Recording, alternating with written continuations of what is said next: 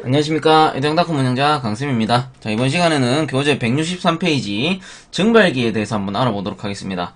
자, 우선 교재 보시면은 증발기의 원리 나오죠. 한번 읽어보면 팽창밸브를 통과한 저온조합의 냉매액을 피냉동물체 또는 특정 공간으로부터 증발 잡열을 흡수하여 냉동 목적을 달성하는 장치이다 해서 증발 잡열을 흡수하여 냉동 목적을 달성하는 장치 줄 거 주시면 되겠네요. 자, 증발기 원리. 증발이라는 게 뭐다? 증발. 증발이라는 거는 액체를 기체로 바꾸는 거죠. 그리고 액체를 기체로 바꾸려면 어떻게? 온도를 올려주면 되더라. 왜? 물을 가열하면은 증기가 되잖아요. 그것과 똑같이 액체를 가열하면 기체가 된다. 근데 이때 증발하면서 뭐가 생긴다? 증발하면서 증발 잡열이라는 게 생기죠. 그 잡열이라는 거는 킬로칼로리 퍼 킬로그램으로 나타내고 물의 증발 잡열은 539였습니다. 539. 그러면 물로 따졌을 때 물이 증발하면서 물 1kg이 주변의 열을 539만큼 뺏어가는 거예요. 이게 증발 잡열이잖아요. 증발하면서 주변의 열을 뺏는다고. 즉 상태가 액체에서 기체로 변하면서 주변의 열을 뺏는 게 뭐다? 증발 잡열. 그로 인해서 우리가 냉동 효과를 이루어낸다 이 말이죠. 그리고 증발기라는 거는 당연히 에어컨, 실내기를 뜻하는 겁니다. 그래서 증발이라는 거는 액체를 기체로 만드는 거고 이때 잡열에 의해서 주변의 열을 뺏는다. 요게 가정적인 에어컨의 원리였습니다. 그리고 응축기의 반대였다라고 말씀드렸습니다. 물론 증발 잡열이 아니고 현열 교환으로 증발기, 현열 교환에 의한 증발기도 있다. 그거는 조금 뒤쪽에 나가면 나옵니다. 그래서 밑에 보시면 증발기의 종류 나오죠. 용도에 따른 분류해가지고 액체 냉각용, 공기 냉각용, 고체 냉각용. 결론은 뭐다? 주변의 열을 뺏으면서 그 피냉동 물체를 식혀주는 거잖아요. 그래서 액체 냉각, 공기 냉각, 고체 냉각의 용도에 따라서 나눌 수 있다. 그 밑에 갈로 2번에 증발기 내의 냉매 상태에 따른 분류 해가지고 이제 나옵니다. 건식 증발기.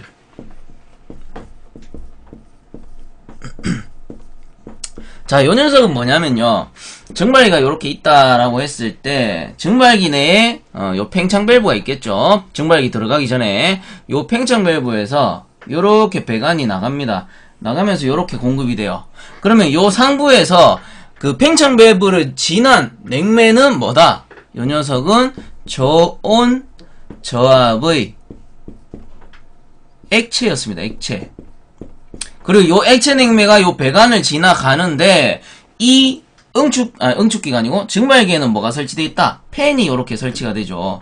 팬이 설치되고 이 증발기라는 건 어디? 실내에 설치가 된단 말이에요. 그럼 실내의 공기, 예를 들어 여름철에 실내 공기 온도가 많이 올라가면 뭐 한 32도씨까지 올라간다라고 가정했을 때 이 공기를 이렇게 통과시킨단 말이에요. 그러면 이 냉매는 저온자압의 액체 냉매는 대략 뭐 한 마이너스 5도씨 정도 된다라고 가정합시다.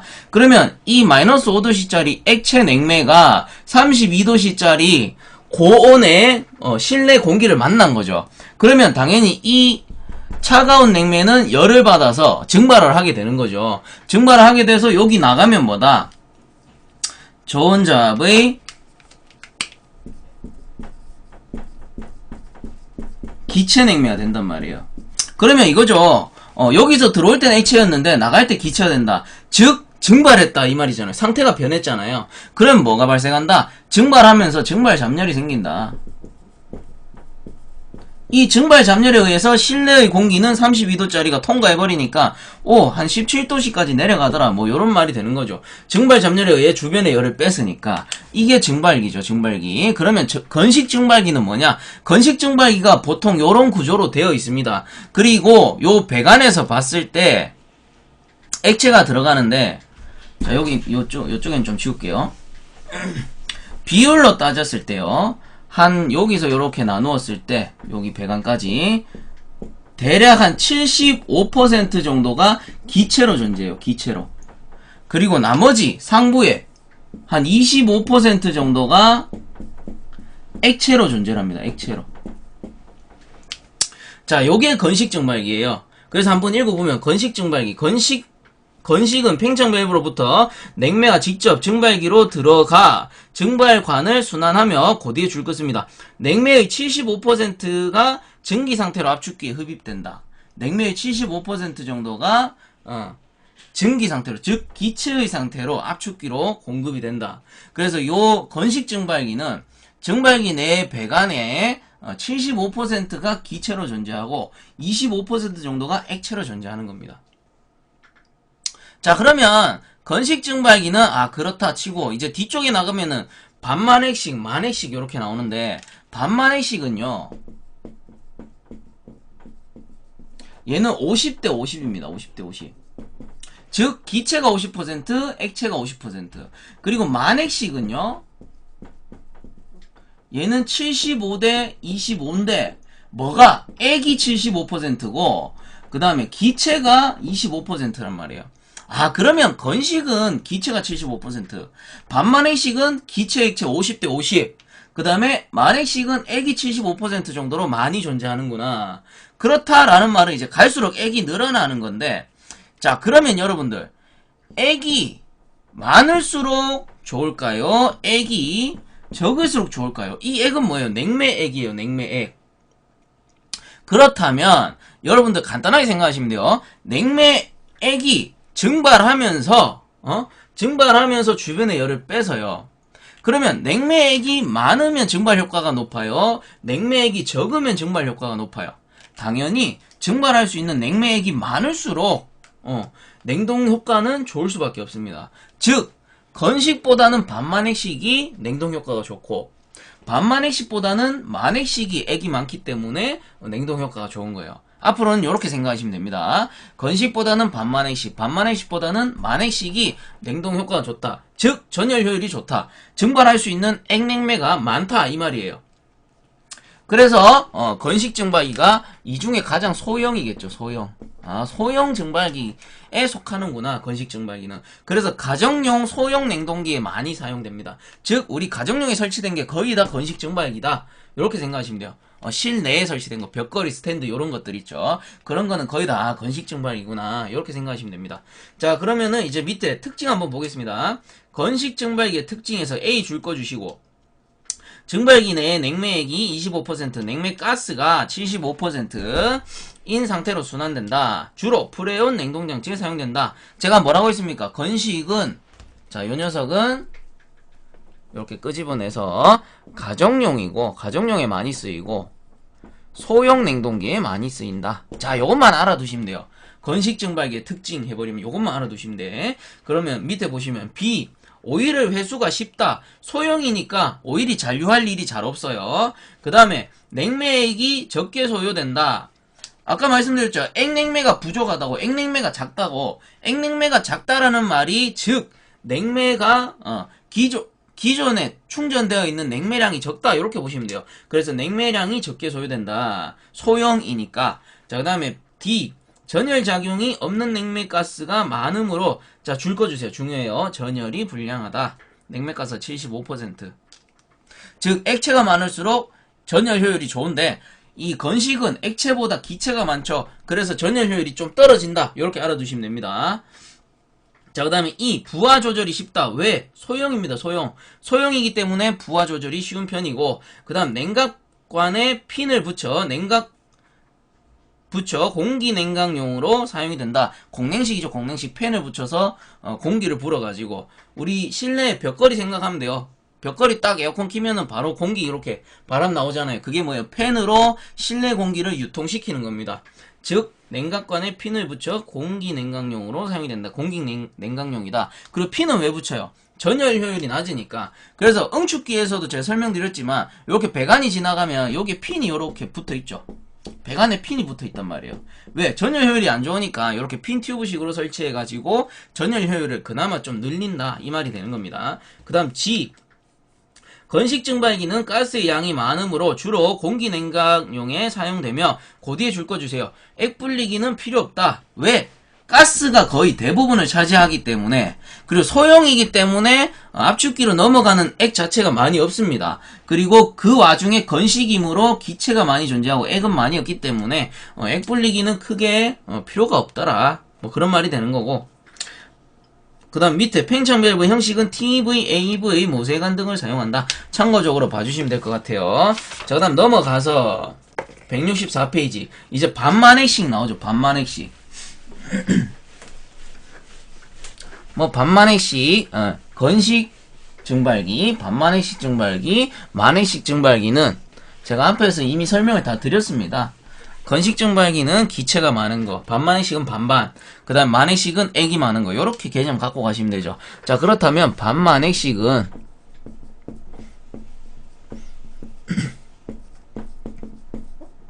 얘는 50대 50이다.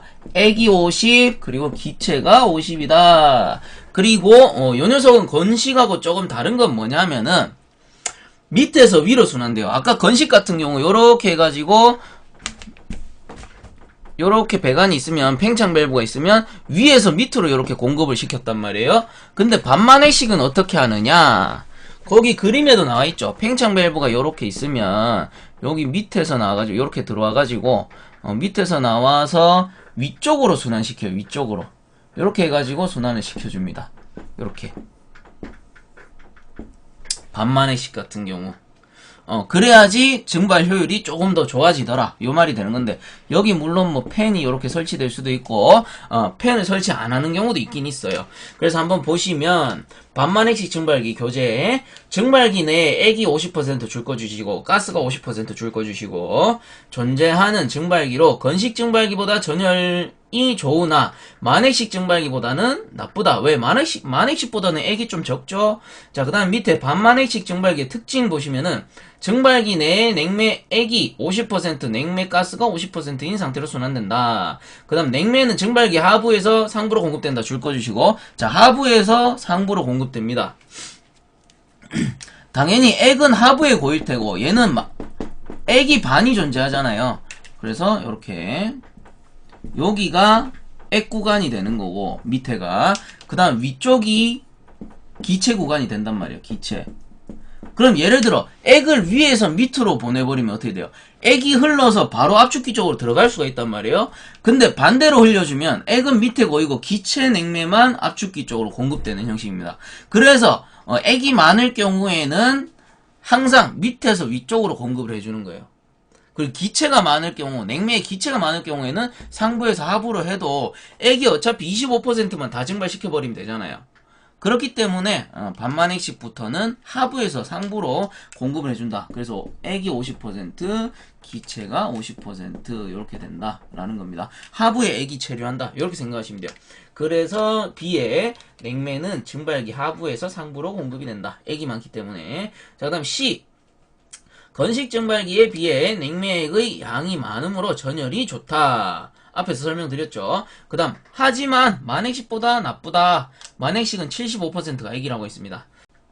자, 그 다음 D, 프레온 냉동장치에서 냉각관 내에 오일이 체류할 우려가 있다. 자, 이건 뭐냐면 프레온은 오일과의 용해도가 좋단 말이에요. 그래서 프레온에 오일이 섞여 다니다가 반만핵식은 하부에서 상부로 공급이 되기 때문에 오일이 어디? 여기 증발기 하부에 고일 우려가 있다, 이 말입니다. 요게 윤활유가 되겠죠. 윤활유. 그래서 이런 경우 윤활유 해수 장치를 별도로 설치해주면 좋겠죠. D 같은 경우는 단점으로 나오네요. 자, 그 다음에 이제 만핵식 증발기 나옵니다. 만핵식 증발기. 이건 지워버리고.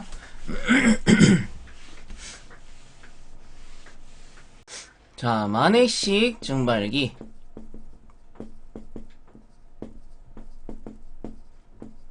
자, 이 녀석은 앞에서도 설명을 드렸죠. 액이 75%, 그 다음에 기체가 25%, 요게 만핵식이다. 그래서 액이 많기 때문에 어떻게? 전열 효율이 좋다. 뭐보다? 건식 반만핵식보다 당연히 만핵식의 전열 효율이 좋구나. 이렇게 알아두시면 되죠. 그 다음 교재 한번 보시면은 164페이지 하단에 만핵식 증발기 해가지고 팽창 밸브와 증발기 사이에 어큐뮬레이터를 설치하여 팽창 밸브를 나온 습증기 중 냉매액과 가스를 분리시켜 액만 증발기로 순환시키는 방식이다. 해서 여기서는 이제 어큐뮬레이터가 나옵니다.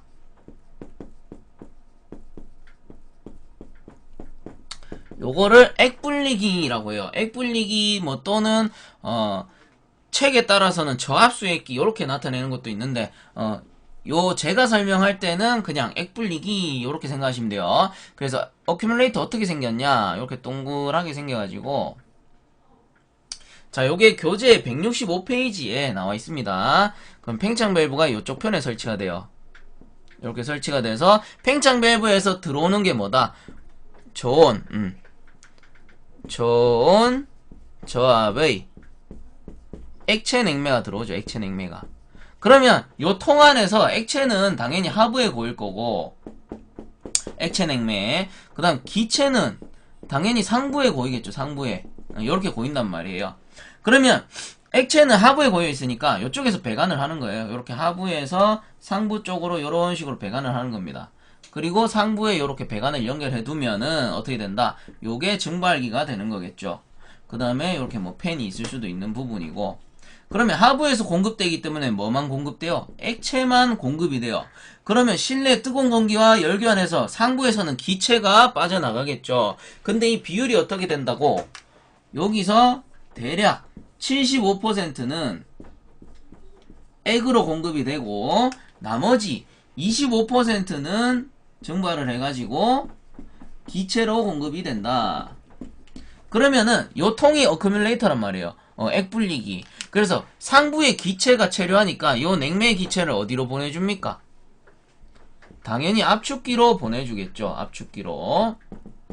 왜? 압축기는 액을 압축할 수 없기 때문에 당연히 차가워진 기체 냉매만 이렇게 공급을 해주는 형식이에요. 그래서 요 통이 뭐다? 어큐뮬레이터. 그리고 여기 팽창 밸브 입구 부분에는 플루트 밸브를 딱 설치해 줍니다. 요 플루트가 뭐냐? 부저예요, 부저. 요 부저는 우리 화장실에 가보면 변기 뒤에 뚜껑 딱 열어보면 그 플라스틱으로 된 부저 있어요. 안에 공기가 차 있어가지고 물의 부력에 의해서 올라갔다 내려갔다 올라갔다 내려갔다 이렇게 하는데, 당연히 요 어큐뮬레이터 안에 있는 액의 수위에 따라서 만약에 액이 많다 그럼 쭉 부저가 올라가면서 여기 입구를 닫아버립니다. 그러면은 다시 수위가 낮아질 때까지 기다렸다가 수위가 낮아진 부저가 다시 요렇게 내려가겠죠. 내려가면은 액의 수위가 줄었으니까 액이 필요하죠. 그럼 내려가면서 부저가 여기 입구를 열어요. 그러면 다시 공급되면서 액의 수위가 유지될 수 있게끔 그게 요 부저 플루트 트랩이 하는 역할. 뭐 플루트 밸브 요렇게 책에는 나와있죠. 그래서 이렇게 생겨 먹은 게 뭐다? 만액식 증발기이고, 만액식 증발기는 액이 75% 존재하고 기체가 25% 존재한다. 액이 다른 증발기보다는 많기 때문에 전열 효율이 좋을 수밖에 없다. 그리고 냉매의 양도 당연히 많을 수밖에 없죠. 자, 그러면 이제 특징 한번 보시면은 만액식 증발기 특징 보시면 A, 증발기 내 냉매액이 75%, 냉매가스가 25%인 상태로 순환된다. 그 다음 B, 건식에 비해 냉매량이 많이 소요된다. 액이 많으니까. 그 다음 주로 액체 냉각용으로 사용된다. D, 증발기 내에 항상 일정한 액이 충만되어 있으므로 전열작용이 우수하다. 줄 거 주세요. 전열작용이 우수하다. 얘는 액이 많기 때문에 전열작용이 우수하다. 그 다음 165페이지 E, 프레온 냉매의 경우 오일 회수 장치가 필요하다. 프레온 냉매는 어떻게? 요 하부에 오일이 체류할 우려가 있죠. 냉매랑 섞여 댕기다가 요 하부 쪽에 오일이 체류할 우려가 있단 말이에요. 그러므로 요 오일 회수 장치가 필요하다. 자, 그다음 F, 증발기 입구에 역지 밸브를 설치하여 가스의 역류를 막는다. 그 다음 G, 리퀴드백을 방지하기 위해 액분리기를 설치한다. 요 어큐뮬레이터를 설치한다 이 말이죠. 그래서 액이 압축기로 가지 않게끔 요 상부에 배관을 해가지고 압축기 쪽으로 흡입되는 가스는 반드시 기체만 갈 수 있도록 리퀴드백을 방지해준다. 그 다음에 밑에 보시면은 그림 밑에 보시면 그림에도 잘 나와있죠. 그림 밑에 보시면 니은 어큐뮬레이터 액분리기 설치 위치는 증발기보다 높은 위치에 설치해야 하고 그 용량은 줄 것입니다. 증발기 용량의 20% 정도 되어야 한다. 어큐뮬레이터는 요 증발기의 배관보다는 약간 위쪽에 설치한다. 요 말이 되는 거예요. 자, 그 밑에 액순환식 증발기 해가지고 나옵니다. 자, 요렇게 해서 건식, 반만액식, 만액식은 끝이 나는 거예요.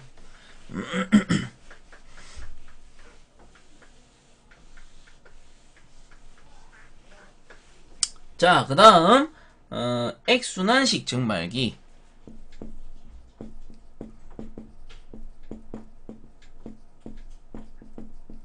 응축기도 그랬지만 증발기 역시 요 명칭에 답이 있습니다. 그래서 액순환식이라는 거는 액을 순환시켜야 되잖아요. 액을 순환시키기 위해서는 뭐가 필요하겠어요? 당연히 펌프가 필요하겠지. 펌프. 펌프를 달아가지고 액을 순환시킨다고요. 즉 뭐예요? 요 만약에 만액식 아까 전에 증발기였다. 요렇게 요게 어큐뮬레이터고 여기서 배관을 요렇게 따가지고 요런 식으로 증발기를 설치를 하죠. 그럼 요게 증발기인데 여기 뒤쪽에 뭐를 여기다가 펌프를 단다 이 말이에요. 그래서 펌프를 달아가지고 순환을 시켜버린다. 그러면 어떻게? 효율이 어때요? 당연히 좋아질 수밖에 없죠. 펌프를 써서 강제적으로 순환을 시켜버리잖아요. 그래서 앞에 나온 건식, 반만액식, 만액식보다도 이 액순환식 증발기가 효율이 좋을 수밖에 없습니다. 그래서 한번 읽어보면은 액순환식은 줄 거 주세요. 펌프를 사용하여 냉매액을 강제로 순환시키는 방식이다. 냉각관 벽은 전부 냉매액으로 차 있으므로 전열이 양호하다. 당연히 양호할 수밖에 없습니다. 펌프로 돌려버리니까. 그 밑에 액순환식 증발기의 특징. 증발기 출구에는 냉매액이 80%, 냉매가스가 20%인 상태로 존재한다. 자, 액이 80%, 기체가 20%. 아까 만액식보다도 액이 많죠. 자, 그 다음에 B. 증발기 내에 오일이 고일 염려가 없어. 전열이 양호하다. 왜? 오일이 여기 하부에 고이더라도 요 펌프를 이용해서 순환시켜 버린단 말이에요. 그러면 액은 자연스럽게 압축기로 돌아갈 수가 있겠죠. 자, 그 다음에 D. C네요. 액펌프는 저압수액기와 증발기 입구 사이에 설치한다. 참고적으로 봐주시고. 그 다음 D. 증발기에 증발하는 냉매량의 4에서 6배의 냉매액이 펌프로 순환된다. 엄청나게 많은 액이 순환된다 이 말입니다. 그 다음 E. 냉매가 많이 필요하므로 펌프, 수액기 등 부속 설비가 많이 필요하므로 초기 설치비가 많이 든다. 다른 장치에 비해서 펌프도 있어야 되고 그리고 순환되는 냉매량도 많다 보니까 초기 설치비가 비싸다 이 말이 되는 거죠. 그 다음 F. 주로 대용량이 많이 사용되며 저온 및 급속 동결용으로 사용된다. 아까 뭐랬습니까? 여태까지 설명한 증발기 중에 전열 효율이 가장 좋아요. 그렇기 때문에 대형 냉동장치 또는 극저온, 초저온 냉동장치에 사용할 수 있다. 이 말이 되는 거죠. 그 다음에 G. 하나의 팽창 밸브로 여러 대의 증발기를 사용할 수 있다. 이런 겁니다. 만약 팽창 밸브 한 개에 증발기가 이렇게 하나밖에 사용을 못했었다 라고 치면 여기서 이제 연장해가지고 2개 3개 이렇게도 사용을 할 수 있다 이 말이에요. 왜? 펌프를 설치했으니까 다 커버가 되는 거죠. 2대 3대 이렇게 여러 대를 쓰더라도 강제 순환식으로 돌아가 버리니까 당연히 요 3대도 커버를 칠 수가 있다 이 말이 되는 겁니다. 자, 그 다음에 밑에 니은 액순환 방식의 이점 해가지고 리퀴드백이 일어나지 않는다. 그래서 이것도 저압수액기가 설치되는데 저압수액기가 기체 냉매랑 액체 냉매를 분리시켜주죠. 아까 전에 만액식에서 어큐뮬레이터 역할을 하는 거예요. 그래서 액이 밖으로 넘어가지가 않습니다. 압축기 쪽으로 넘어가지 않아요. 그래서 리퀴드백이 일어나지 않는다. 액순환식도. 자, 그 다음에 열전달률이 크다. 당연히 전열 효율이 좋으니까. 그 다음 대용량에서 효율이 좋다. 앞에 설명드렸죠. 그 다음 재상 자동화가 용이하다. 이 말은 뭐냐면은 재상이라는 거는 적상이 꼈을 때, 재상이라는 거는 적상이 뭐냐면 증발기가 장시간 운전이 되잖아요. 그럼 요 증발기에 배관 있죠. 요 배관 외부에 장시간 운전되다 보면 극저온으로 바뀌니까 얼음이 끼는 거예요. 성에 얼음이 낀다. 이게 적상입니다. 그래서 얼음이 끼어버리면은 외부 실내 공기랑 이 열교환이 안 돼요. 즉 전열이 안 된단 말이에요. 전열이 안 돼. 단열이 돼버리기 때문에 여기 안에 있는 냉매가 어떻게 증발하지 못합니다. 그럼 이 얼음을 녹여줘야 되죠. 이 적상을 녹여줘야 된단 말이에요. 그 녹여주는 작업을 재상이라고 하는데 재상 자동화가 용이하다. 이 말은 뭐냐면 이 압축기가 돌아갈 때 당연히 온도가 떨어질 수밖에 없죠. 근데 온도 센서라던가 아니면 EPR에 의해서 온도가 너무 낮으니까 너 압축기 잠깐 서 있어. 그러면 평상시에 펌프가 없다면 서 있으면은 온도가 식는 속도가 느리단 말이에요. 근데 압축기 멈춰놓고 요 펌프를 돌리는 거야. 그럼 순환이 되니까 당연히 얼음이 녹는 속도가 빠르겠죠. 그냥 놔두는 것보다 펌프로 순환시켜버리니까 얼음이 녹는 속도가 빨라진다. 그 말인즉슨 제상 자동화가 용이하다. 이 말이 되는 겁니다. 자, 그 다음 페이지에 166페이지 그림 잘 나와있죠. 저압수액기, 그 다음에 액펌프 해가지고 만액식하고 거의 비슷하고, 단지 뭐예요? 만액식하고 다른 거는 만액식에서는 어큐뮬레이터, 액분리기를 썼고, 여기서는 저압수액기를 쓴다. 그래서 그림으로 간단하게 설명드리면 저압수액기 요렇게 설치가 되고, 매나 어큐뮬레이터하고 거의 같은 역할이에요. 그래서 밑에는 액냉매가 존재하겠죠. 그럼 요 하부에서 펌프를 설치해가지고 순환을 시켜버려요. 어디로? 증발기 쪽으로. 그리고 증발기 상부에서 요렇게 기체 냉매를 넣어주고, 여기서는 어디로 갑니까? 압축기 쪽으로 갑니다. 그래서 하부에는 액체, 상부에는 기체. 요게 뭡니까? 액순환식 증발기 해서 액냉매만 요 증발기 쪽에 강제적으로 순환이 되고, 저압수액기가 있기 때문에 압축기로는 당연히 기체 냉매만 넘어가기 때문에 리퀴드백이 방지된다. 이 말이 되는 거죠. 자, 그 밑에 액펌프 설치 시 유의점. 액펌프는 저압수액기의 하부에 설치한다. 여기 있죠, 여기. 왜? 수액기에서 액이 이렇게 떨어지는 낙차를 이용하기 위해서. 낙차를 이용하는 겁니다. 자연스럽게 이렇게 떨어질 수 있게끔. 그 다음 흡입배관의 저항을 줄이기 위해 지름이 큰 관을 사용한다. 여기 떨어지는 거는 지름이 큰 관일수록 좋겠다. 그 다음 흡입배관 중 녹, 먼지 등 이물질의 침입을 막아야 된다. 스트레이너 같은 것들이 설치되어 있겠죠. 여각이라고 합니다. 스트레이너. 그 다음 D. 저압수액기와 1.2에서 1.5m 정도의 낙차를 유지한다. 자, 요 낙차가 대략 1.5에서 1.2에서 1.5m 정도의 낙차를 유지해줘라. 그래야 자연적으로 순환되기가 좋겠더라. 이 말이 되는 거죠. 자, 그 밑에 갈로서 한번 증발기 구조에 따른 분류해서 이제 나옵니다. 자, 이 외에 구조, 생긴 모양에 따른 분류가 되는 거죠. 앞에서는 액이 얼만큼 존재하느냐, 뭐 건식, 반만액식, 만액식, 그 다음에 액순환식 해가지고 액이 얼마만큼 존재하는 거에 따라서 증발기를 분류했다면, 이제는 증발기 생긴 거에 따라서 증발기가 어떻게 생겼느냐에 따라서 한번 분류를 해보자. 그러면 이제 증발기 구조에 따른 분류 밑에 보시면 관코일식 증발기 해가지고 나옵니다. 관코일식 증발기. 자, 관코일식 증발기. 우선은 일단 코일식이라고 나오네요. 코일처럼 생겼겠다. 그 다음에 옆에 뭐라고 되어 있습니까? 나관식. 나관식. 나관은 뭐냐면은 노출된 관이에요. 노출관. 즉 단열하지 않은 관. 단열하지 않은 관을 나관이라고 합니다. 이 관을 어떻게 코일처럼 꼬아놓은 형태가 되겠죠. 그러면 밑에 보시면 강 또는 동관 2분의 1인치, 2인치의 긴 관을 각종 코일 형태로 하여 전열시키는 방식. 냉장고, 냉동, 냉장용, 진열대의 냉각관 등에 많이 사용된다. 그 뒤에 줄 거 주세요. 증발기의 기본형이며 공기냉각용에 널리 사용된다. 즉, 요 녀석이 어떻게 됐냐면 노출된 관, 단열되지 않은 관을 어떻게 요런 식으로 꼬아놨습니다. 코일처럼.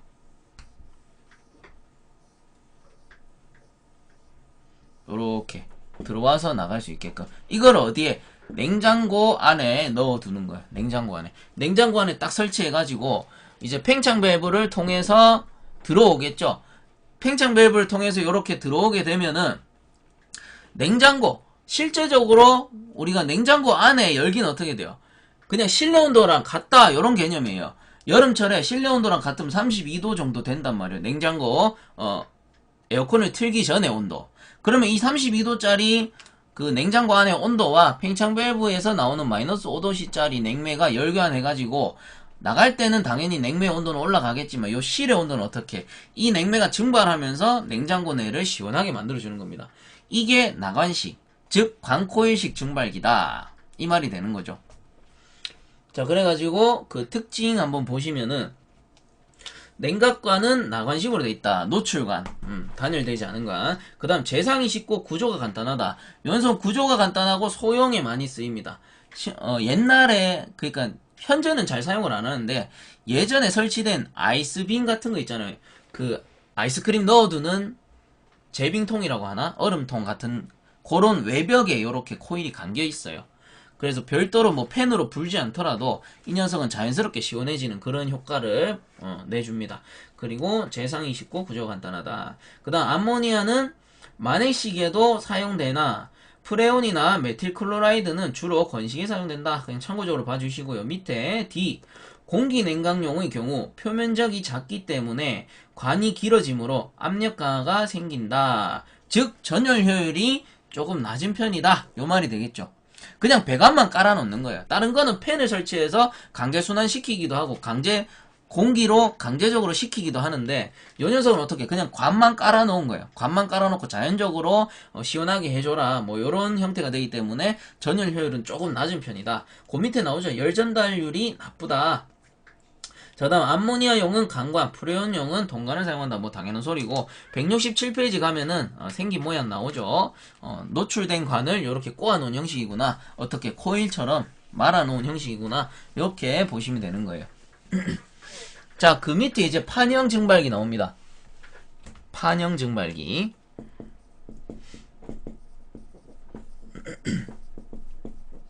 자, 요 녀석은 뭐냐면은 팽창 밸브에서 좀 가운데다 그릴까요? 팽창 밸브에서 이렇게 배관이 깔리겠죠. 이런 식으로 깔려 있단 말이에요. 그럼 이렇게 해서 열교환하는데 여기 외부에다 어떻게 판을 이렇게 판을 두 개를 요 사이를 붙여버리는 거예요. 판 두 개로 코일을 이렇게 눌러버리는 겁니다. 판으로 이렇게 눌러버린다고. 그러면 이게 어떤 효과가 되냐 하면은 우리 핀코일 튜브 있죠? 핀코일식 튜브 이런 식으로 해가지고 프레온 냉동장치 같은 경우 프레온 배관만 가지고는 전열 효율이 너무 낮기 때문에 어떻게 핀 튜브를 설치한다. 그죠? 핀 튜브식 해가지고 이렇게 핀 튜브를 설치하면은 어떻게 됩니까? 기존의 배관에서만 열교환이 가능했었는데 요 핀만큼의 전열 효율이 늘어났다라고 볼 수 있는 거예요. 그럼 이 녀석도 배관만 깔아놨을 때보다 판을 딱 붙여버리니까 요 판이 전열 효율이 이만큼 늘어날 수 있는 거죠. 판에 의해서. 즉 이게 뭐랑 비슷하다? 핀 튜브랑 비슷한 역할을 하는 거예요. 판을 두 개 딱 붙여버리니까. 그래서 판을 배관에다가 두 개 붙여버리니까 이런 식으로 볼록하게 나오겠죠. 여기 안에는 냉각관, 즉 냉매가 지나가는 관이 지나가는 거고 이런 식으로 판을 위아래로 이렇게 눌러버린다. 이렇게 눌러버린다 이 말입니다. 요게 뭐다? 판형 증발기. 판으로 눌러서 붙인 형태. 그 밑에 그림에 잘 나오죠. 보시면은 이제 한번 읽어볼게요. 판형 증발기. 광코일식 증발기의 변형으로 알루미늄 판, 줄 꺼주세요. 알루미늄 판 또는 스테인리스 판 등 두 매의 금속판을 압접하여, 자, 이렇게 붙인다는 얘기죠. 압접하여 만든 증발기로 판 사이의 공기에 냉매액이 흐르고, 공기가 아니고 공간에 냉매액이 흐르고, 요거. 그 외면에 접촉하는 공기 또는 물, 브라인 등을 냉각하는 방식이다. 자, 그 다음 판형 증발기의 특징. A, B 줄 다 꺼주세요. 주로 프레온용 건식 증발기에 사용된다. 제가 뭐랑 비슷하다 했어요? 핀 튜브식 코일이랑 비슷하다. 즉 프레온용에 많이 쓰인다 이 말이 되는 거고, 그 다음 가정용 냉장고, 쇼케이스 등의 냉각관용이며 급속 동결 장치에도 사용이 된다. 그 밑에 C, 알루미늄 판 등을 이용하므로 줄 끄습니다. 전열은 좋으나 재질이 약하다. 알루미늄 판. 너무 극저온을 내렸을 때 알루미늄 판 같은 경우는 냉동의 뭐라고 하죠? 저온치성이 강하단 말이에요. 잘 깨어져요. 저온으로 내릴 경우. 그래서 재질이 좀 약하다라는 단점이 있다. 그 다음 D는 뭐 참고적으로 알루미늄 판의 경우 누설시, 에폭시 등 화학 접착제로 밀봉한다. 접착제로 붙인다. 이 말이죠. 이렇게 눌러가지고. 자, 그 다음에 그 밑에 핀 튜브식 증발기 이제 나오네요. 판형과 비슷하다라고 했습니다. 핀 튜브식 증발기는 주로 어디서 씁니까? 당연히 프레온 냉동장치에서 많이 쓰겠지요. 우리가 앞에서 계속 했던 부분이니까. 자, 핀 튜브식 증발기. 자, 요 핀 튜브식 증발기 한번 읽어보고요. 프레온 냉매와 같이 전열 효율이 좋지 않은 냉매의 경우 그 뒤에 줄 거 주세요. 전열량을 증가시키기 위해 나관의 증발관 표면에 핀을 부착하여 사용하는데 이 방식을 핀 튜브식 증발기라 한다. 프레온에서 이렇게 있으면은 요 배관만 봤을 때는 배관 표면에만 열교환이 이루어지는 거죠. 즉 전열 효율은 요렇게 배관 표면에만 이루어지기 때문에 전열 면적이 크지 않다. 이 말은 전열 효율이 좋지 않다. 이 말하고 같아요. 그래서 전열 면적을 늘려주기 위해서 핀 튜브 해가지고 이렇게 핀을 설치해 주는 거죠. 이런 식으로 핀을. 그래서 안쪽에 설치되는 거 이너핀, 바깥쪽에 설치되는 거 로핀, 이렇게 얘기한다 라고 했습니다. 다 아는 내용이기 때문에 밑에 특징 바로 볼게요. A, 건식 증발기에 사용된다. 줄 거 주시고, 사용핀은 암모니아는 강 또는 알루미늄 해서 강 동그라미 쳐주시고, 프레온은 동 또는 알루미늄 해서 동 동그라미 쳐주시면 되죠.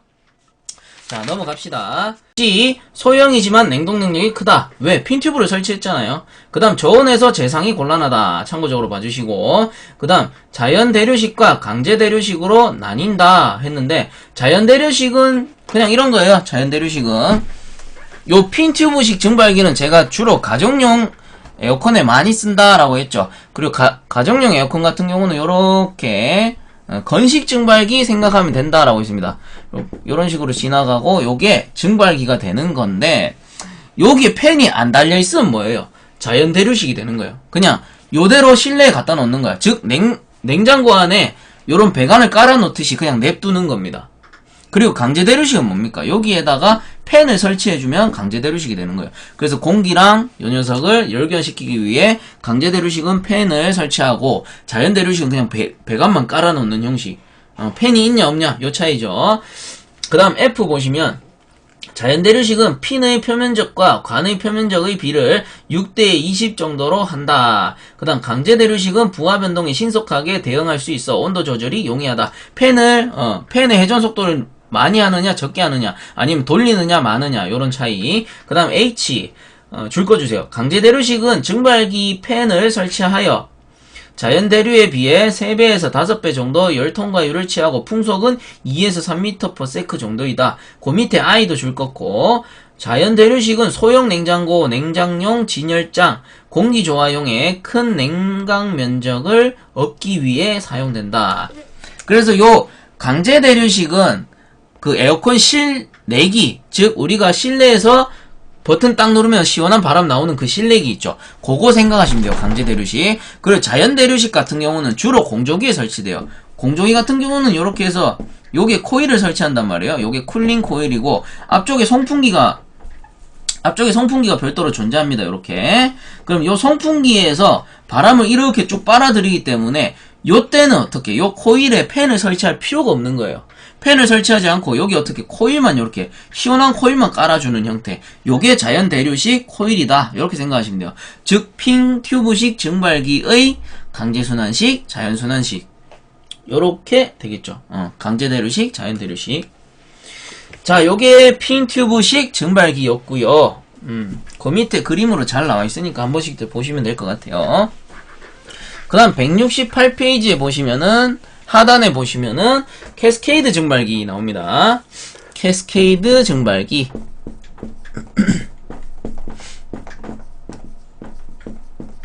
자, 해가지고 나오죠. 자, 한번 읽어볼게요. 이 방식은 액헤더와 가스헤더를 설치하고 여기에 냉각관 코일을 연결하여, 줄 거 주세요. 액냉매를 액헤더로 공급하고 냉각관 내에 발생한 가스는 가스헤더에서 액을 분리한 후 어큐뮬레이터를 통과하여 흡입관에 흡입되는 형식이다. 자, 여기도 어큐뮬레이터가 나오네요. 자, 요 녀석 캐스케이드 증발기는 어떻게 생겼냐? 어큐뮬레이터가 우선은 가운데 이렇게 설치가 됩니다. 그럼 자연스럽게 여기 상부에는 기체가 압축기 쪽으로 가겠지요. 뭐 당연히 예상할 수 있는 거고. 그러면 요 녀석은 액냉매가 어디서 들어오느냐? 팽창 밸브를 통과한 액냉매가 하부에서 여기 상부로 공급이 돼 가지고 요거를 일단은 점프합니다. 여기를 통과하는 게 아니라 점프해서 요렇게 가서 한번 감기고요. 그 다음 또 내려가서 한번 감깁니다. 그리고 또 내려가서 한번 감기겠죠. 그리고 마지막에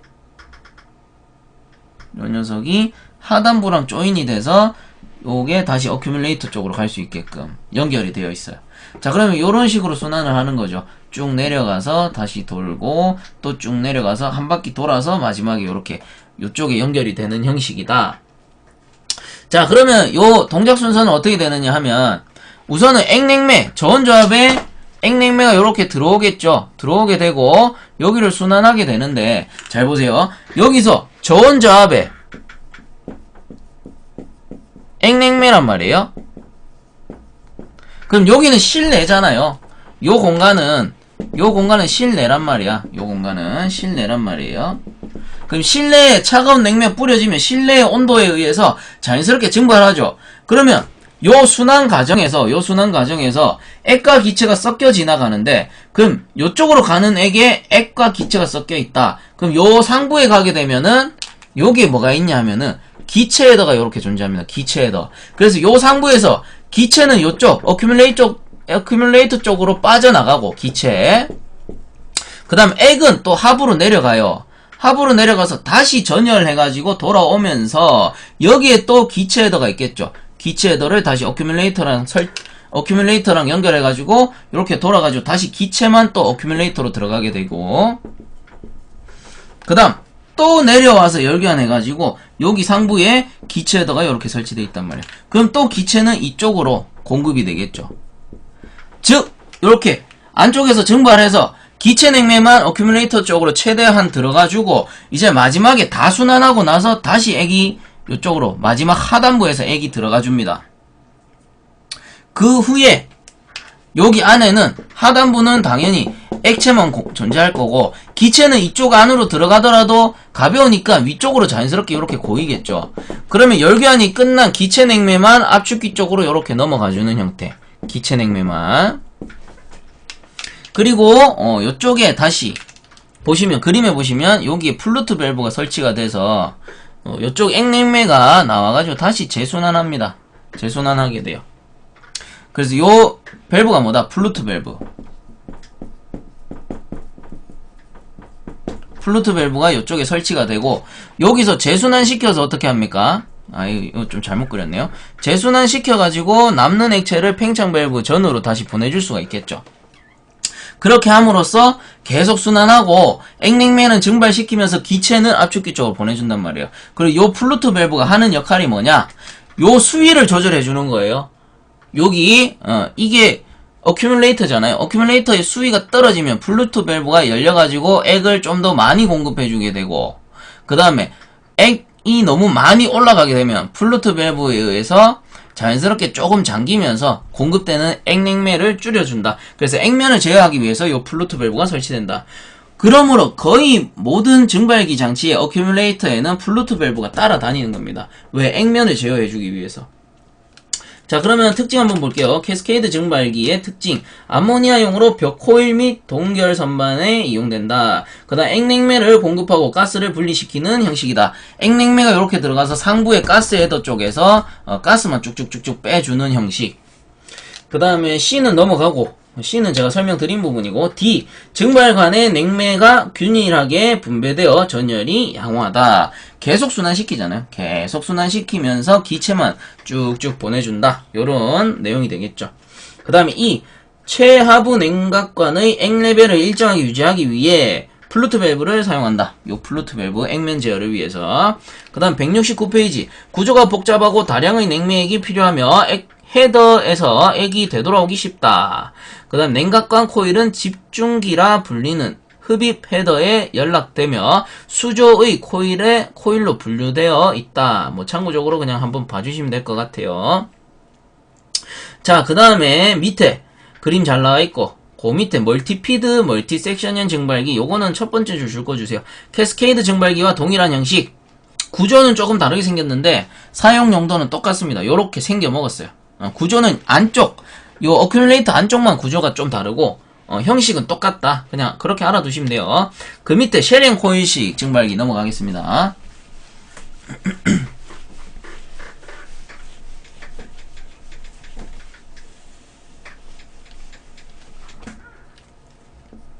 쉘 앤 코일식 증발기. 어디서 많이 봤던 거죠. 쉘 앤 코일식 응축기 저희 했었죠. 요거 한번 읽어보면 비슷한 형식이에요. 이평과 행형이 있으며 원통 쉘 내부의 1 또는 2중의 코일 관 내의 냉매가 흐르고 관 외면에 접촉하는 물 또는 브라인을 냉각하는 방식이다. 자, 그러면 우선은 코일관이 있겠죠. 쉘 앤 코일식이니까 이렇게 코일관이 있을 거란 말이에요. 근데 요 녀석은 여기 코일관 안에 냉매가 들어가요. 냉매가 들어가게 되고 요 외부 이게 뭡니까? 요게 쉘이에요. 쉘. 그리고 요 냉매가 들어가는 요 공간을 뭐라고 해요? 튜브. 즉 응축기와는 다르게 여기서는 튜브 안에 냉매가 들어가요. 응축기는 어떻게? 요 튜브 안에 냉각수가 들어갔고 쉘 안에 냉매가 들어갔단 말이에요. 근데 요 쉘 안에는 뭐가 들었습니까?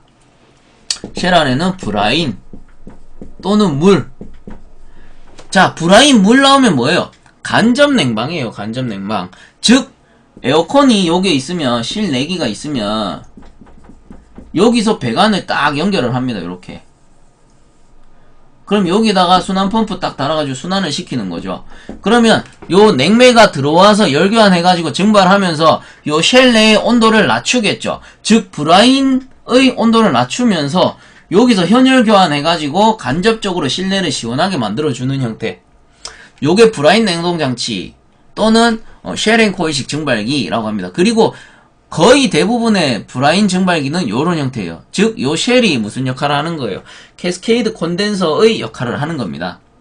그래서 응축기와는 반대로 요 증발기 같은 경우는 튜브에 냉매가 들어가고 쉘에는 브라인 또는 물이 들어가는구나. 그리고 즉 냉매 역할을 하는 게 아니고 브라인이 온도가 낮아지면서 실내에 차가운 냉기를 보내주는구나. 요런 형식이 되는 거예요. 자, 그러면은 그 밑에 특징 보시면 프레온용으로 건식 증발기에 사용이 된다. 그 다음 주로 음료수 냉각장치용에 많이 사용된다. 음료수 냉각장치 줄 거 주시고 문제 간혹 요게 나옵니다. 그 다음 C 냉매량이 작고 자동 팽창 밸브를 사용할 수 있다. 그 다음 열전달률은 만액식보다 나쁜 편이다. 왜? 건식용으로 썼잖아요. 그래서 쉘 앤 코일식 증발기는 건식용이다. 건식 증발기구나. 이렇게 생각하시면 됩니다. 즉 여기에 흘러가는 요 냉매가 흘러갈 때 여기에 75%가 뭐다? 기체 냉매다. 기체 냉매. 그리고 상부에서 하부로 공급되죠. 그리고 상부의 요 녀석이 냉매 액이다. 25%의 액이 되겠다. 뭐 요런 내용이 되겠죠. 자, 그 다음에 만액식 쉘 앤 튜브식 증발기 해가지고 자, 이번엔 만액식이네요. 만액식 쉘 앤 튜브식 증발기인데 건식이 아니고 만액식이 뭡니까? 액이 75% 존재하는 녀석이 되겠죠. 그러면 암모니아용 프레온용이 있으며 줄 거 주세요. 횡형 쉘 앤 튜브식 응축기와 거의 같은 구조이며 냉각관 내에 물 또는 브라인을 흐르게 하고 냉매는 냉각관 외부에서 증발하여 브라인을 냉각시키는 방식이다. 브라인을 냉각시키는 방식이다. 쉘 앤 튜브식 응축기 만액식 쉘 앤 튜브식 응축기.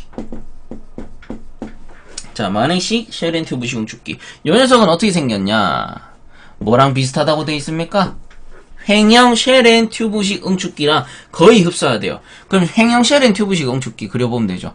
요렇게 생겨가지고 요렇게 생겼었는데 여기 반 딱 쪼개가지고 여기도 반 딱 쪼개죠. 그러면 브라인이 여기서 들어오는 거예요. 브라인이 들어와가지고 요 냉각관을 통과합니다. 요렇게 여기서 요쪽으로 공급이 되겠죠. 그 다음 요렇게 돌아가지고 다시 돌아가죠. 요런 식으로 브라인이 요렇게 돌아가는 형식입니다. 그럼 요쪽으로 브라인이 치출되겠죠. 그럼 요 녀석이 이제 냉각장치로 들어가서 실내의 공기를 다운을 시키는 겁니다. 그러면 요게 튜브란 말이에요. 그럼 튜브 안에 브라인이 들어있는 거고 튜브 안에 그러면 요 쉘 안에는 뭐가 들었어요? 쉘 안에는 그럼 당연히 냉매가 들었겠군요. 그죠? 냉매가 들었겠군요.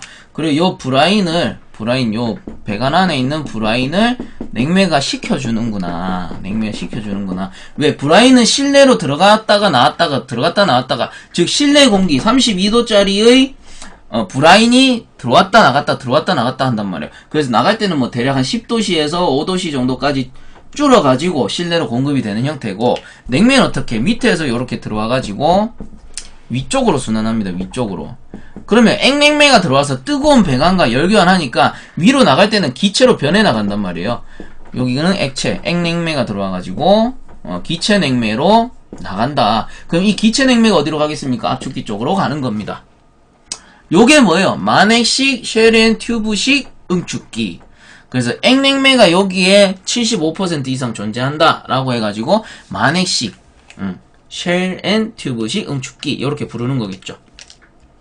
자, 그 밑에 보시면은 원통 쉘 내에는 냉매관 특징입니다. 그 다음 냉매, 그 다음 관에는 브라인이 흐른다. 그래서 실제적으로 냉동장치 에어컨에 들어가는 건 뭐예요? 요 브라인이 에어컨에 들어가서 현열 교환해가지고 실내 공기를 다운시키는 거고, 증발기 내에 냉매는 어떻게? 이렇게 통과, 요 브라인관과 전열 교환해서 냉매는 기체로 변해서 압축기로 가는 형식이 되는 거죠. 즉 요것도 브라인식 냉동장치에 사용이 되고 간접식으로 사용이 될 수 있겠구나. 왜? 현열 교환이니까. 그 밑에 B, 냉장용, 제빙용, 화학공업용의 브라인 냉각 냉방의 냉수용에 사용된다. 그 다음에 열전달률이 좋다. 만액식이니까 당연히 좋을 수밖에. 그 다음에 냉각액의 동결로 냉각관 파손의 우려가 있다. 요 냉각관, 브라인이 흐르는 냉각관이 동결될 수가 있다. 얼 수가 있다. 이 말이 되는 거죠. 그 다음 170페이지 넘어가서 사용되는 팽창 밸브는 플루트 밸브이다. 거의 대부분 플루트 밸브 사용하죠. 액면을 제어해야 되기 때문에. 그 다음 튜브 동파에 주의해야 된다. 방금 브라인 배관이 얼어붙을 수 있다. 이렇게 말씀을 드렸습니다. 그 다음에 그 밑에 프레온용 냉각기 특징 거의 비슷해요. 똑같은 거기 때문에 냉매만 요거를 쓴다, 다른 걸 쓴다, 요런 개념이에요.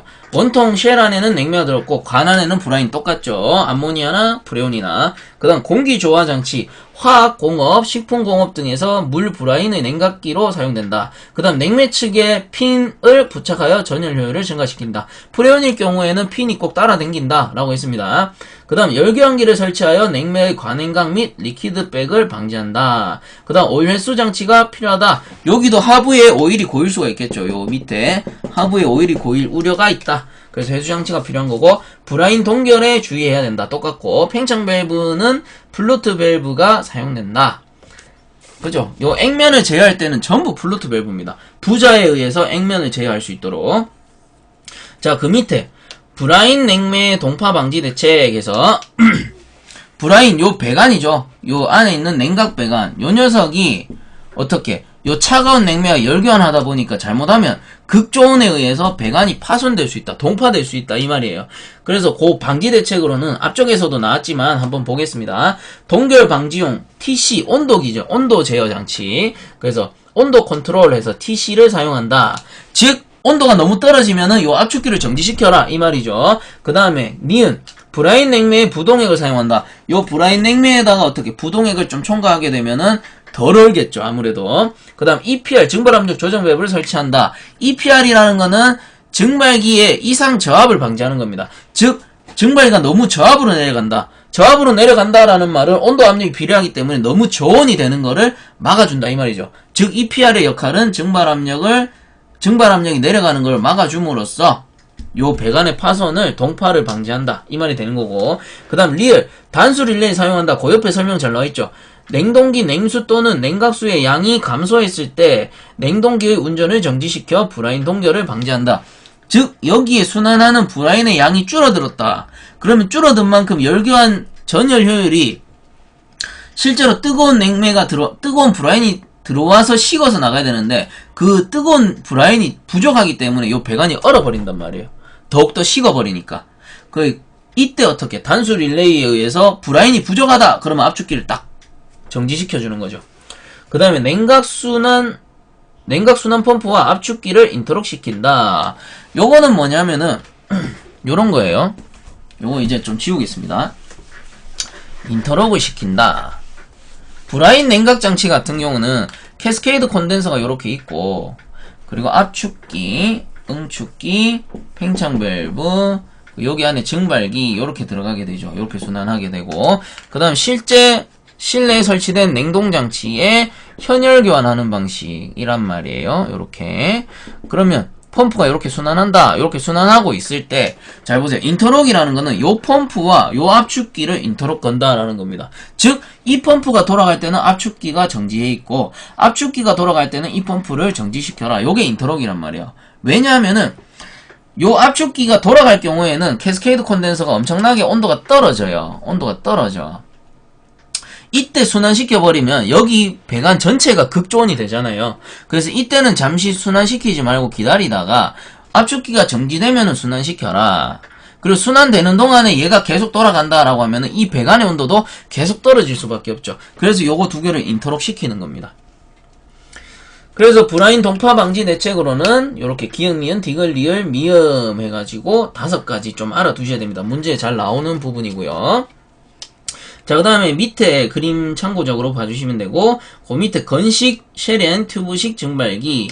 앞에서는 만액식이었고, 여기서는 이제 건식, 쉘앤, 튜브식이네요. 보시면은, 동파의 위험이 적으며 원통 내에 다수의 냉각관 U형으로 하여 입구와 출구를 같은 방향으로 하고, 원통 내에 물 또는 브라인이 냉각관 내를 냉매가 순환하며 열교환하는 방식이다. 자, 이제는 건식. 만액식은 액이 거의 대부분을 차지하는 거고, 건식은 뭐예요? 25%가량이 액으로 존재하고 75%가량이 건식, 즉 증기로 존재한다. 그래서 건식.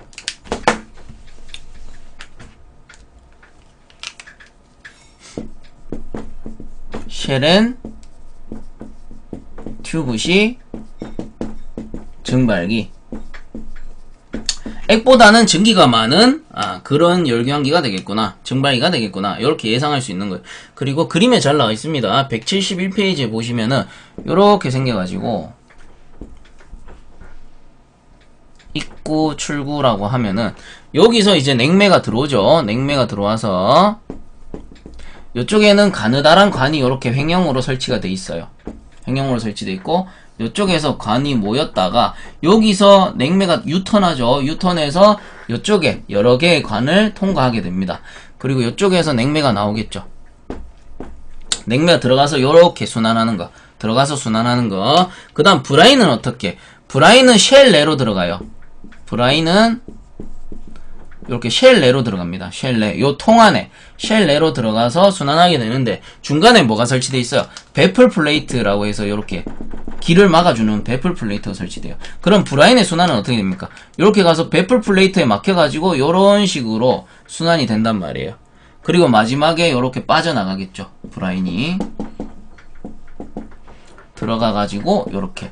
그러면 브라인이 지그재그로 움직이면서 여러 개의 냉매 배관과 열교환하는 형식이에요. 그럼 냉매는 마이너스 5도씨짜리 냉매가 들어와서 식어가지고 나가면서 뭐 한 17도씨 정도까지 열이 올라가고, 브라인은 어떻게 됩니까? 실내에서 오는 게 예를 들어 32도씨짜리다. 그럼 냉매랑 열교환해가지고 얘는 한 10도씨나 5도씨 정도까지 떨어져서 실내로 공급돼가지고 실내에 있는 유닛을 식혀줌으로써 실내 공기를 낮춰준단 말이에요. 그리고 브라인의 흐름을 딱 보면 알듯이 전열 효율이 당연히 좋겠죠, 이 녀석은. 그러면은 그 특징 한번 볼게요. A. 원통 쉘. 쉘 안에는 냉각수 또는 브라인. 요 통 안에는 브라인이 들어가는 거고, 그 다음에 관, 요 가느다란 연관들 있죠. 여러 개의 관들. 연관이 아니고 여러 개의 관들에는 차가운 냉매가 흐른다. 튜브에는 냉매가 흐른다. 이 말이에요. 그래서 관, 튜브에는 냉매. 그 밑에 B에 보시면 원통 쉘 내에는 물 또는 브라인이 순환됨으로 동파의 우려가 적다. 즉 여기서는 브라인이 배관을 흐르는 게 아니고 쉘에 흐른단 말이에요. 앞에 만액식 같은 경우는 브라인이 조그마한 가느다란 배관을 흐르다 보니까 그 가느다란 배관이 너무 차가워지면 동파가 일어나는데, 이거는 이 커다란 쉘 안에 브라인이 들어가다 보니까 동파의 위험성이 좀 작다. 그리고 액냉매가 적기 때문에, 얘는 건식이잖아요. 액냉매가 적기 때문에 좀 동파의 위험이 좀 작을 수도 있겠구나, 이렇게 보시면 돼요. 그 다음 171페이지 온도 조절식 자동 팽창 밸브가 사용된다. 요게 TEV라고 해서 뒤쪽에 나오니까 그때 설명드리고요. 그 다음 D 브라인과 냉매 온도차는 5에서 6도씨 정도로 한다. E 줄 거 주시고 열통과율이 나쁨으로 핀 튜브를 사용한다. 뭐에 비해서? 만액식에 비해서 만액식에 비해서 액냉매가 적기 때문에 좀 핀 튜브를 사용해준다. 그 다음 배풀 플레이트를 설치하여 전열 효율을 높인다. 배풀 플레이트 뭐예요? 요거 칸막이 칸을 막아주면서 브라인의 흐름을 요렇게 지그재그로 만들어주는 형태죠.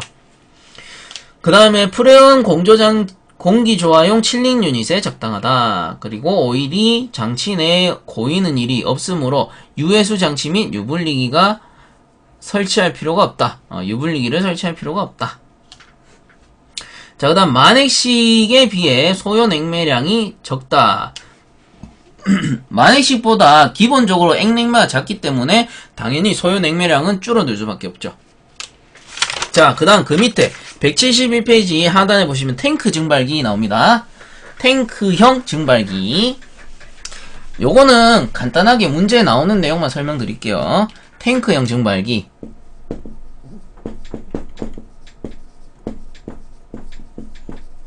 얘는 다른 말로 헤링본식이라고 합니다.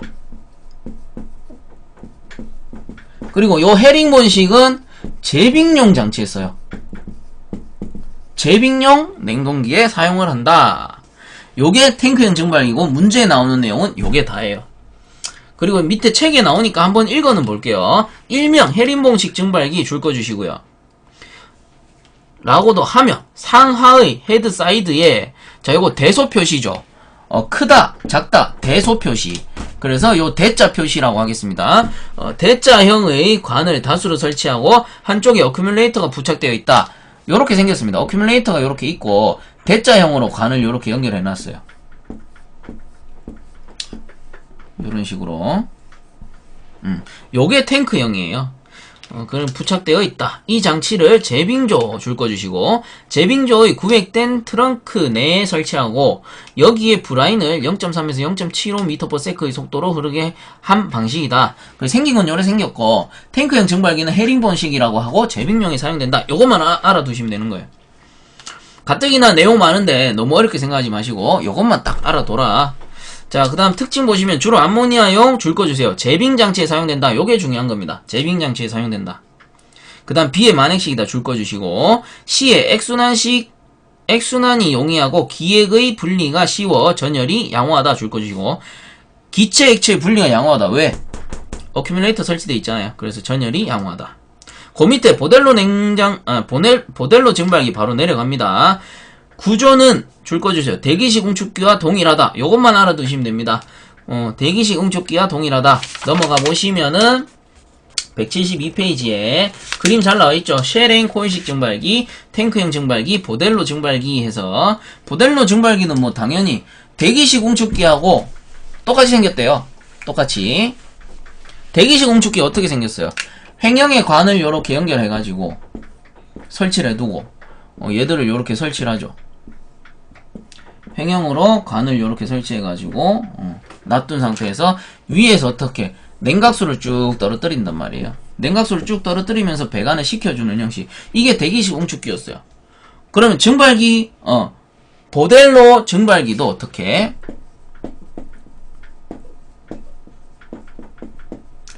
이렇게 생겨 먹었구나. 구조가 이렇게 생겼구나 보시면 되고, 그리고 증발기 특징 봅니다. 보델로 증발기 특징해서 A 줄 거 주세요. 물, 식품이나 우유 등의 냉각에 사용된다.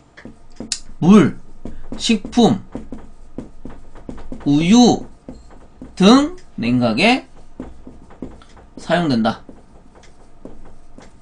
문제에 나오는 내용은 요 녀석밖에 없습니다. 탱크형 증발기는 헤링본식이고 제빙용에 사용된다. 보델로 증발기는 물, 식품, 우유 등 냉각에 사용된다. 요것만 알아두시면 된다라는 말입니다. 자, 그 다음 참고적으로 그 밑에 C에 줄 거 주시고 냉각관 청소가 용이하다. 왜? 대기 중에 노출돼 있잖아요. 대기식 응축기랑 똑같다며. 대기 중에 노출돼 있기 때문에 청소가 쉽다. 자, 그 밑에 니은 프레온 냉동장치의 이중 입상관에서 나오죠. 한번 보면 증발기가 여러 대이고 언로더 장치가 있는 경우 부하가 감소되었을 때 오일이 트랩에 고여 굵은 관을 막아 A관으로만 가스가 통과하여 오일을 회수한다. 그 밑에 최대 부하 시에는 A 및 B관을 통해 가스가 통과하면서 오일을 회수시킨다 돼 있는데, 자, 증발기가 자 팽창 밸브 있고 증발기가 이렇게 생겼죠. 이렇게 생겨가지고 장치를 나간단 말이에요. 여기 팬이 있고, 그럼 여기에다가 구배를 한번 주는 거예요. 트랩이라고 하죠. 여기서 배관에 U자로 이렇게 한번 꺾어주는 거예요. U자로. 그리고 이쪽에 압축기로 공급이 되겠죠. 근데 U자로 왜 꺾어주느냐? U자 요 트랩 밑에는 하부에는 오일이 고입니다. 프레온 냉동장치 같은 경우 요 하부에 오일이 고여요.